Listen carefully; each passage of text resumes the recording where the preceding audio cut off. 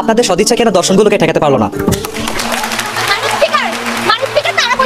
সদিচ্ছা কেন ধর্ষণগুলোকে ঠেকাতে পারলো না? আমি তাদের পাল্টা প্রশ্ন করছি, তাদের সামাজিক আমি আগে প্রশ্নই করে নাই, তাদের সামাজিক আন্দোলন কেন পারিনি সেটাকে বন্ধ করতে।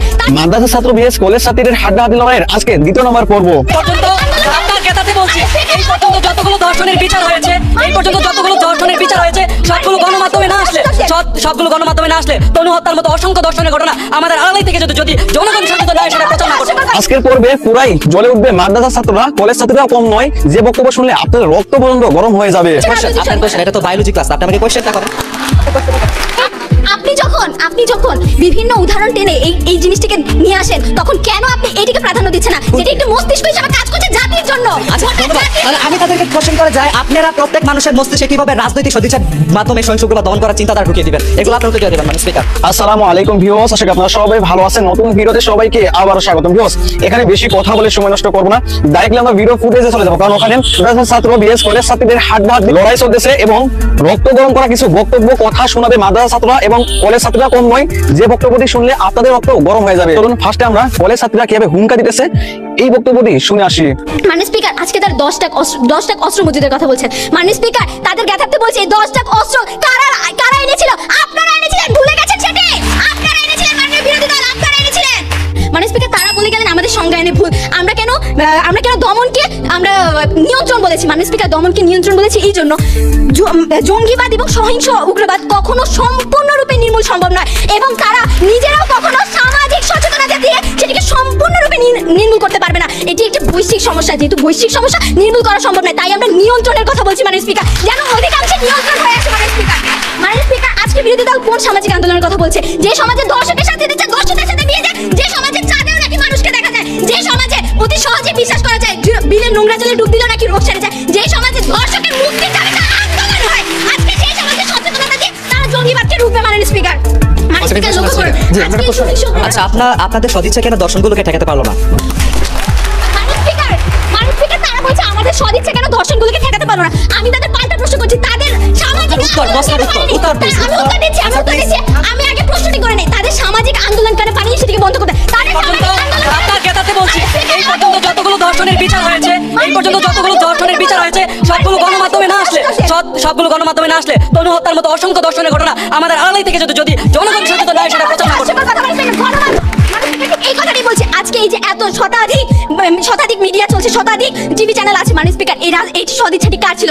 এটি সদিচ্ছাটি ছিল প্রধানমন্ত্রী শেখ হাসিনা, না হলে মাননীয় স্পিকার শুধু বিটিভি থাকতো, আর কোনো টিভি চ্যানেল থাকতো না। মাননীয় স্পিকার, এখন তারা বলছেন যে তারা কি বলে গেলেন? মাননীয় স্পিকার, সামাজিক আমাদের রাজনৈতিক সদিচ্ছা কেন সেটি দমন করতে পারেনি ধর্ষণগুলোকে? মাননীয় স্পিকার, দমন করতে পারেনি, তাদের সামাজিক আন্দোলনও পারেনি। তাদের সামাজিক আন্দোলন ধর্ষকের মুক্তির দাবিতে হয়। মাননীয় স্পিকার, সেখানে আমাদের বিচার করছে। মাননীয় স্পিকার, লক্ষ্য করুন, আজকে এই সহিংস উগ্রবাদ জঙ্গিবাদ কোনো সামাজিক কোনো ব্যাপার না, এটি একটি বৈশ্বিক সমস্যা।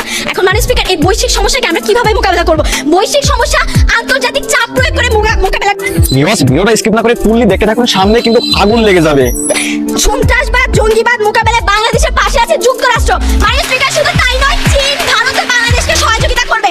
ঠিক এই জায়গাটিতে মাননীয় স্পিকার, আমরা কিভাবে সামাজিক আন্দোলন দিয়ে এই বৈশ্বিক সমস্যাটি দূরীভূত করব তারা আজকে যেন বলে যায়। মাননীয় স্পিকার, আমরা আসি সহিংস উগ্রবাদের কিছু কারণের দিকে। একজন বেকার যখন কোনো কাজ না পেয়ে নিজের চাহিদাগুলো পূরণ করতে চায়, তখন কিন্তু সহিংস উগ্রবাদের সে জড়িয়ে পড়ে। 500 টাকার বিনিময়ে সে কিন্তু নানা ধরনের সহিংস কর্মকাণ্ডে জড়িয়ে পড়তে পারে। তার কারণে মাননীয় স্পিকার, আমাদের আওয়ামী লীগ তাদের একাদশ জাতীয় সংসদ নির্বাচনে ইশতেহারে অঙ্গীকার করেছে তারা দেশের বেকারের হার 13% নামিয়ে আনবে। মাননীয় স্পিকার, শুধু তাই নয়, তারা বিভিন্ন ধরনের প্রকল্প নিয়েছে, একটি বাড়ি একটি খামার এবং ঋণ সুবিধা সহ অন্যান্য আরো প্রকল্প।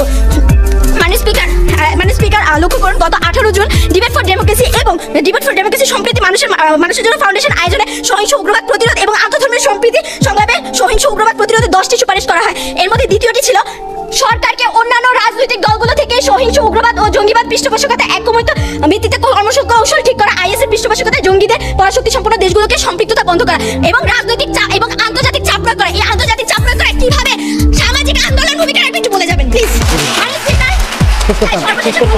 সঠিক বিবেচনা বলতে চাই যে সভ্যতা সহিংস উগ্রবাদের আধার খননে আবছা ছিল এতকাল, তাকে সঠিক আলোর পথ দেখাতে ক্রমেই প্রয়োজন রাজনৈতিক সদিচ্ছা। তার আজকের প্রস্তাবটি যেন সর্বসম্মতি গৃহীত হয়। কলেজ ছাত্রীদের হুঙ্গা শুনে কি আপনারা ভয় পাইছেন? এখানে ভয় পাওয়ার কিছুই নেই। এখন আপনারা মাদ্রাসার ছাত্র মুখ থেকে অগ্নিঝরা বক্তব্য শুনবেন, যে বক্তব্য শুনলে নাকি রক্ত গরম হয়ে যাবে। স্পিকার প্রথমে শুরু করতে চাই সরকারি দলের প্রথম বক্তার উক্তি দিয়ে। স্পিকার তিনি বলে গেলেন যে রাজনৈতিক সদিচ্ছা প্রয়োগ করার মাধ্যমে তিনি জনগণকে সম্পৃক্ত করবেন, আজকে দেশের আলেম উলামাদেরকে সম্পৃক্ত করবেন এবং যারা সহিংস উগ্রবাদে লিপ্ত হচ্ছে এবং যারা করছে তাদেরকে মাননীয় স্পিকার সদিচ্ছা আওতায় আইনে তাদেরকে মাননীয় স্পিকার সহিংস উগ্রবাদ মুক্ত করবেন।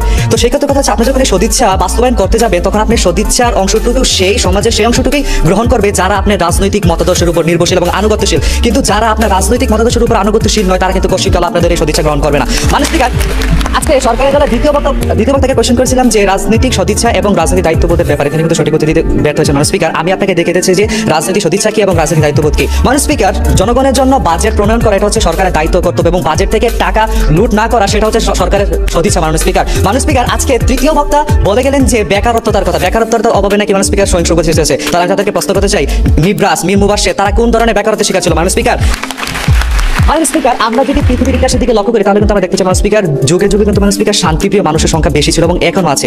কিন্তু কেন মাননীয় স্পিকার তারপরে সহিংস উগ্রবাদ পুরো পৃথিবী ছড়িয়ে যাচ্ছে? মাননীয় স্পিকার ঠিক এখানে একটা গ্যাপ আছে। মাননীয় স্পিকার কেন হচ্ছে যে একটা মাইনরিটি গ্রুপ থাকে যারা কিনা মাননীয় স্পিকার এক ধরনের আইডিওলজি বা এক ধরনের প্রক্রিয়ার মধ্যে দিয়ে যায় এবং তারা কোন প্রক্রিয়ার মধ্যে দিয়ে যাচ্ছে দ্যাট ইজ ক্রিটিক্যাল। মাননীয় স্পিকার এই ক্ষেত্রে আমার আজকে দলীয় প্রধান যে জিনিসগুলো কারণগুলো উল্লেখ করে গেছেন মাননীয় স্পিকার সেইগুলোই কিন্তু সহিংস উগ্রবাদের দিকে মানুষকে ধাবিত করছে। মাননীয় স্পিকার এবার একটি তুলনামূলক বিশ্লেষণ করি। মাননীয় 20 অগাস্ট 2017 অষ্টম জাতীয় বিতর্ক বিকাশ প্রতিযোগিতা চূড়ান্ত পর্ব অনুষ্ঠানে আমাদের সাবেক পুলিশ মহাপরিদর্শক একেএম শহীদুল হক বলেছিলেন জঙ্গিবাদ নির্মূল করতে এ পর্যন্ত আমরা 23টি অভিযান পরিচালনা করেছি কিন্তু পুরোপুরি নির্মূল করতে পারেনি সামাজিক অঙ্গীকার হবে তথ্যসূত্র চ্যানেল। ঠিক তার 1.5 বছর পর মাননীয় স্পিকার 20 মার্চ 2019 ঠিক এই মঞ্চে আজকে আমাদের মাননীয় প্রধান অতিথি মহোদয় বলেছিলেন অনেক উন্নত দেশ আজকে তথ্য প্রযুক্তি কাজে লাগিয়ে কিন্তু মাননীয় স্পিকার সহিংস উগ্রবাদ দমন করতে পারেনি যত সাফল্য আজকে বাংলাদেশ দেখিয়ে দিয়েছে। মাননীয় স্পিকার তার কারণ হচ্ছে ঐক্যবদ্ধ অঙ্গীকারের কারণে মাননীয় স্পিকার আজ উগ্রবাদের শেকড় উপড়ে ফেলা সম্ভব হয়েছে। তথ্যসূত্র ডিএমপি নিউজ। মাননীয় স্পিকার আমরা একটা প্রশ্ন নেই। আচ্ছা, আপনি আপনার হিউম্যান বডির কোন জায়গাটিকে বেশি প্রাধান্য দিবেন, হাত পা নাকি মস্তিষ্ক? মাননীয় স্পিকার আজকে মস্তিষ্ক হচ্ছে রাজনৈতিক সদিচ্ছা, সেটাকে বুঝতে হবে। আপনি কি এই জায়গায় আজকে মস্তিষ্ক হচ্ছে রাজনৈতিক আপনার কোশ্চেন এটা তো বায়োলজি ক্লাস আপনি আমাকে কোশ্চেনটা করেন। এই যে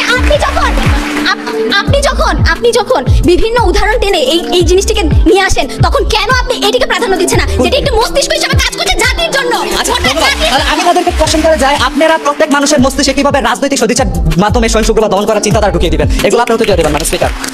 মাননীয় স্পিকার পরিশেষে আজকে যদি সরকারি দলকে কোয়েশ্চেন করি যে সরকারি দল এই যে ধর্মীয় উন্মাদনা সাম্প্রদায়িকতা এবং উগ্রবাদ যে হয়েই চলেছে এগুলো আপনারা কিভাবে শুধুমাত্র রাজনৈতিক সদিচ্ছার মাধ্যমে দমন করবেন? হয়তো উত্তর বলবেন হজরত যে দেশে রাজনৈতিক সদিচ্ছার আশ্রয় নিয়ে বালিশের মূল্য 1320 টাকা এবং তা বাহনের মূল্য 720 টাকা পর্যন্ত করা যায় সে দেশে রাজনৈতিক সদিচ্ছার মাধ্যমে সবকিছু সম্ভব। মাননীয় স্পিকার আজকে আমি তাদেরকে আরো স্পষ্ট করে বলে যাই তিনি আজকে মস্তিষ্কের কথা বলেন। ঠিক আছে আপনারা প্রত্যেক সমাজের ঘরে ঘরে গিয়ে রাজনৈতিক সদিচ্ছা দিয়ে মস্তিষ্ক ক্লিন করে তাদেরকে সহিংস উগ্রবাদ মুক্ত করেন। মাদ্রাসা ছাত্ররাও কিন্তু কম নয়, তারাও কিন্তু দেখিয়ে দিলেন। কলেজ ছাত্রীরা প্রথমত অনেকটাই লাফালাফি করতেছিল, শেষ পর্যন্ত কিন্তু মাদ্রাসা ছাত্ররা জয়ী হয়ে গেলেন। বিকজ এই বিতর্ক অনুষ্ঠানগুলো আপনাদের কাছে কেমন লাগছে অবশ্যই কমেন্ট করে জানাতে ভুলবেন না। এই 3 নম্বর পার্টে আরো ভয়ানক কিছু বক্তব্য আপনাদের মাঝে নিয়ে আসবো, যে বক্তব্যগুলো শুনলে আপনাদের রক্ত গরম হয়ে যাবে। যদি 3 নম্বর পার্ট দেখতে চান অবশ্যই চ্যানেলটিকে সাবস্ক্রাইব করে পাশে থাকা বেল আইকনটি ক্লিক করে রাখুন। দেখা হইতেছে সামনে রক্ত গরম করা এবং অগ্নিঝরা বক্তব্য নিয়ে। সেই পর্যন্ত সবাই ভালো থাকুন। আল্লাহ হাফেজ।